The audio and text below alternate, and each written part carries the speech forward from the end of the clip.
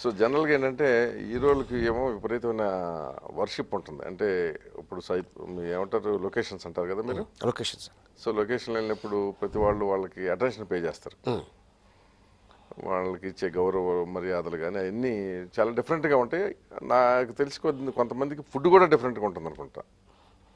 Food and different అనేది మన heroes ఎవరు కూడా నాకు 5 స్టార్ నుంచి కావాలి అని అడగరండి. ఎందుకంటే వాళ్ళు ఇంట్లోనే తెప్పించుకుంటారా? ఆల్రెడీ హీరోలందరూ గోల్డెన్ స్పూనే అండి. ఫుడ్ కోసమే మాకు తీసుకొస్తేనే మేము చేస్తాం అని చేసుకున్నారు. ఈ బాంబే నుంచి వచ్చే హీరోయిన్లు అందరూ వాళ్ళకి తప్పదు.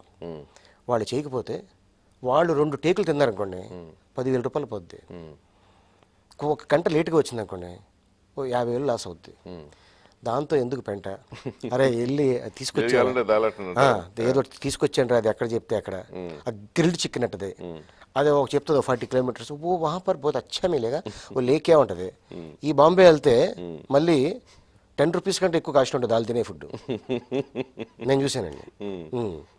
అక్కడికి వెళ్తే లోకల్ ట్రైన్స్, ఆటోలు, ఇక్కడికి వస్తే బెంజ్ కార్లు, 7 స్టార్ హోటల్స్. ఇట్టగా నిర్మాత చిరిగిపోతున్నాడు సార్.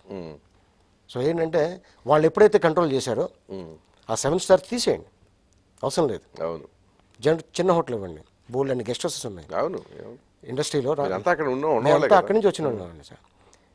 వాళ్ళు స్పెషల్ ఏంటంటే వాళ్ళు ఏమి అంబానీ ఫ్యామిలీకి సంబంధించిన హీరోయిన్లు కాదు. ఆకాశం చూడపడలేదు కదా. అదే కదా సార్. ఒక అంబానీ ఫ్యామిలీ నుంచి వచ్చింది, ఈ అమ్మాయిని చిన్న హోటల్ పెడితే బాగోదు, వాళ్ళ ఫాదర్ అని ఫీల్ అవుతారు. నేను అడిగేది ఏంటంటే ఆ లొకేషన్స్ లో ఇచ్చే ట్రీట్మెంట్ లో డిఫరెన్స్, గౌరవ మర్యాదలు కానీ ఇతర విషయాల్లో కానీ ఇట్లాంటి సందర్భాల్లో ఆ ఫీలింగ్ ఏమన్నా, నేను హీరోయిన్ ఎందుకు పుట్టలేదా అని అనిపించలేదు ఎప్పుడు మీకు? నాకు ఎప్పుడు అలా అనిపించలేదు సార్. నిజం చెప్పండి. లేదండి, ఏనాడు లేదు. ఎందుకంటే నేను హీరో అవ్వాలి, నేను పెద్ద హీరో అవ్వాలి, పెద్ద యాక్షన్ హీరో అయిపోవాలి అని నాకేనాడు లేదండి. ఎందుకంటే నేను కమెడియన్గానే నా జీవితం గడిచిపోవాలి అని నేను అనుకున్నాను. నేను హీరోగా చేసుంటే హిట్ అయితే మళ్ళీ లైఫ్, అది ఫ్లాప్ అయితే ఆ హీరోని తిరిగి చూడరు. కామెడీ ఒక్కొక్క సినిమాలో ఎక్కువగా నవ్వుకపోవచ్చు, తక్కువగా నవ్వుతారు. ఒక్కొక్క సినిమాలో బట్టి విపరీతంగా నవ్వేస్తాను, అది మాకు మైలేజ్. అది చాలండి. మీ కెరీర్లో బాగా నవ్వించిన 2-3 సన్నివేశాలు చెప్పండి. బాగా నేను నవ్వించింది ఎక్కడంటే, అంటే మీకు సంతృప్తి కలిగించి ప్రేక్షకులకు కూడా అదే స్థాయిలో సంతృప్తి కలిగింది. నాకు ఇటీవలే చిరుత సినిమా చూసే ఉంటారు, దాంట్లో మసాజ్ క్యారెక్టర్.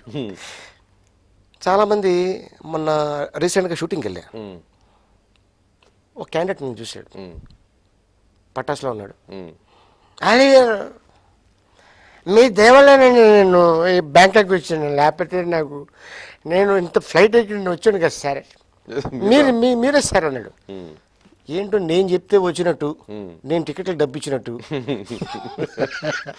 మీ రోల్ అతను ప్లే చేసి చూపించాడు. అతను చేసి నన్ను వదులుతలేదండి. మసాజ్ చేస్తాను మామూలు కాదు, నొక్కేస్తున్నాడు నన్ను. వాళ్ళ ఫ్రెండ్ వచ్చి కొలిక్కి వచ్చి, ఒరే బాబు ఆయన ఇక్కడ కనిపించడం మన అదృష్టారా, జస్ట్ ఒక 2 ముక్కలు మాట్లాడి వదిలేయాలి, ఎందుకంటే పాపం షూటింగ్ చేసి వస్తారు అని చెప్పి మొత్తానికి నేను అక్కడికి వెళ్ళిపోయాను, రూమ్లోకి వెళ్ళిపోయాను. అబ్జర్వేషన్ నేను చెప్పాను, నేను అక్కడ బ్యాంకాక్ వెళ్ళినప్పుడు కొన్ని మసాజ్ సెంటర్స్ ఉన్నాయి, అక్కడ వీళ్ళు ఉంటారు, వాళ్ళకి ఇంగ్లీష్ రాదు. యూ మిస్టర్ కమ్ మసాజ్ అని, ఇది అంతవరకు నేర్చుకుంటారు న్యాచురల్ ఇంగ్లీష్. వాళ్ళకి ఇలా కూడా అంటారు, యూ మిస్టర్ కమ్ మసా అంటారు, అంతే. మసా నాట్ మసాజ్, పూర్తిగా కూడా అనరు, మసా అంటారు. శత్రాంగ్ అంటారు, మీన్స్ స్ట్రాంగ్. దాన్ని శత్రాంగ్. సలోలీ అంటే స్లోలీ. జనరల్గా మనం వెళ్తాం, సార్ కొంచెం గట్టిగా నొక్కమంటారా, లేకపోతే మీడియంగా అంటాం, హెడ్ మసాజ్ కానీ బాడీ మసాజ్ కానీ. వాళ్ళు శత్రాంగ్, సలోలీ. ఇక్కడి నుంచి వెళ్ళిన వాళ్ళకి ఇదేంటి శత్రాంగ్ అంటుందండి, అర్థం కదా అడిగి.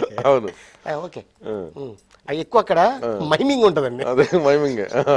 మీరు మార్కెట్కి వెళ్ళారనుకోండి, ఒక వస్తువు చూసారు, హౌ మచ్ అని అడుగుతుంది, 100 రూపీస్ అంటది. అది నో 50 50 నో అని కొంతమంది అంటారు, కొంతమందికి అది కూడా రాదండి.